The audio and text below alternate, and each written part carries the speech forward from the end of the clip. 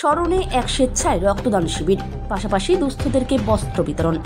দক্ষিণ Dinajpur voluntary blood donors ফোরামের প্রতিষ্ঠাতা সম্পাদিকা সম্মানিয়া স্বর্গীয়া সর্বাণী নিয়োগীর স্মরণে এই স্বেচ্ছায় রক্তদান শিবির ও 150 জন দুস্থকে বস্ত্র বিতরণ।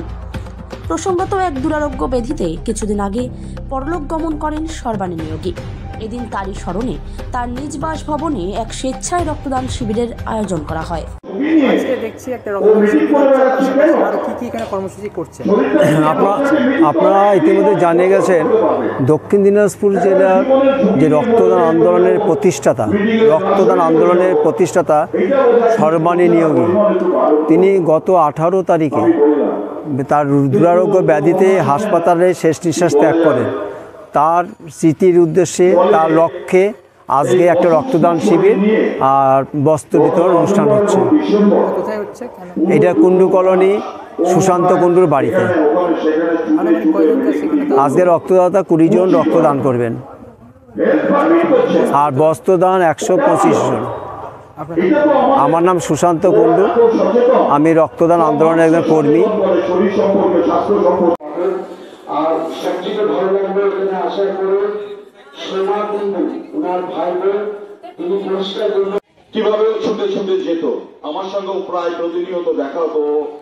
ওই বালুঘাট নার্সিংহোমে ভর্তি আছে সর্বাণী, দ্রুত সুস্থ হবে, বাড়ি ফিরবে, আবার সমস্ত কাজে নিজেকে নিয়োজিত করবে। তাই নাকি আমি যে এরকম বলবো? হ্যাঁ, তাই বলছে ডাক্তারবাবু, বলছেন। তো সেই জন্য ওকে মনোবল জোগানোর চেষ্টা করতাম।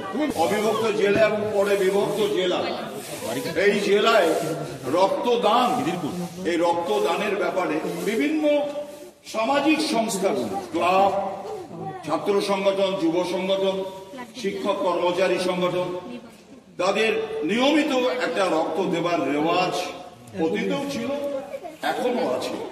রঘুনাথপুরে আমি এখন যেখানে থাকি, ভদ্রমহিলা আমার কাছেও গেছেন, তার ছোট্ট একটু বাচ্চা, আর শেষ সম্বল হচ্ছে সর্বাণী। এই মানবিকবাবু বলে সর্বাণী, ওকে পাঠিয়ে দিলাম, 1 বোতল রক্ত লাগবে, দিতে হবে। আবার আমার কাছে যখন আসলো, আমিও 2 মাস বাদে, সর্বাণী 1 বোতল রক্ত লাগবে, একটু ব্যবস্থা করে দিয়ে। ভাই সর্বাণী নিজে, সুশান্ত সহ কুণ্ডু পরিবারের সবাইকে আমি এ ব্যাপারে ধন্যবাদ দিই যে আপনাদের এই সিদ্ধান্তটা একটা ভালো বড় মহৎ সিদ্ধান্ত। রাজনৈতিক দিক থেকে কি ছিলেন সেটা অমিত দা ধরেছে। তিনি সত্যিকারেরই, বিশেষ করে স্বপন বিশ্বাস প্রাক্তন কাউন্সিলর, তিনি একটি কথা বারবার বলছিলেন, অনেককে আমি কানে আসছিল, যে খুব মৃদু স্বরে কথা বলতেন। আমি যখনই তাকে ফোনে কথা বলতাম বা কাছে এসে বালুঘাটে বহুবার এসেছি, তার সঙ্গে